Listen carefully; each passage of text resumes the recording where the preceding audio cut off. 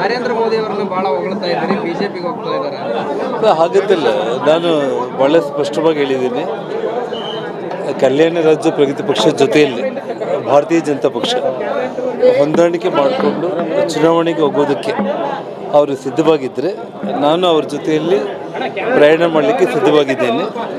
So ಇಡೀ ದೇಶ ನರೇಂದ್ರ ಮೋದಿಯವರು ಈ ದೇಶದ ಪ್ರಧಾನಮಂತ್ರಿಗಳಾಗಬೇಕು ಅನ್ನೋಂಥ ಒಂದು ಆಸೆ ವ್ಯಕ್ತಪಡಿಸುವಂಥ ಈ ಸಂದರ್ಭದಲ್ಲಿ ನಾನು ಈ ದೇಶದ ಪ್ರಧಾನಮಂತ್ರಿಗಳಾಗಿ ಅವರಾಗೋದಕ್ಕೆ ಕಲ್ಯಾಣ ರಾಜ್ಯ ಪ್ರಗತಿ ಪಕ್ಷದ ಕಡೆಯಿಂದ ಪಕ್ಷದ ಜೊತೆ ಹೊಂದಾಣಿಕೆ ಮಾಡಿಕೊಳ್ಳೋದಕ್ಕೆ ಅವರು ಸಿದ್ಧ ಅಂತಂದರೆ ನಾನು ಸಿದ್ಧವಾಗಿದ್ದೇನೆ.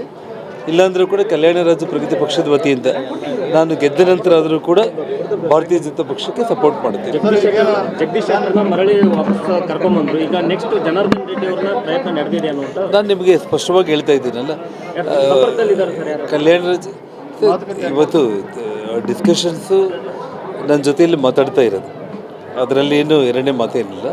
ಬಟ್ ಯಾವುದೇ ಒಂದು ಇದಕ್ಕೆ ವಾಪಸ್ ಬರ್ರಿ ಅಂತ ಕರಿತಾ ಇದ್ದಾರೆ ಸರ್. ಪಕ್ಷದ ಜೊತೆಯಲ್ಲಿ ಹೊಂದಾಣಿಕೆ ಮಾಡುವಂಥ ಒಂದು ವಿಚಾರದಲ್ಲಿ ನಾನು ಪ್ರಸ್ತಾಪ ಮಾಡಿದ್ದೀನಿ. ಯಾಕಂದರೆ ಇವಾಗ ನಾನು ಆ್ಯಕ್ಚುಲಿ 4-5 ಸೀಟಲ್ಲಿ ನಿಲ್ಲಬೇಕನ್ನೋದು ಏನಿತ್ತು, ಅವರು ಏನು ತೀರ್ಮಾನ ಮಾಡ್ತಾರೋ ಅವ್ರ ಜೊತೆಯಲ್ಲಿ ಮಾತುಕತೆ ಏನು ಫೈನಲ್ ಆಗುತ್ತೇನೋ ಅದರ ಪ್ರಕಾರ ನಾನು ಹೋಗ್ತೀನಿ.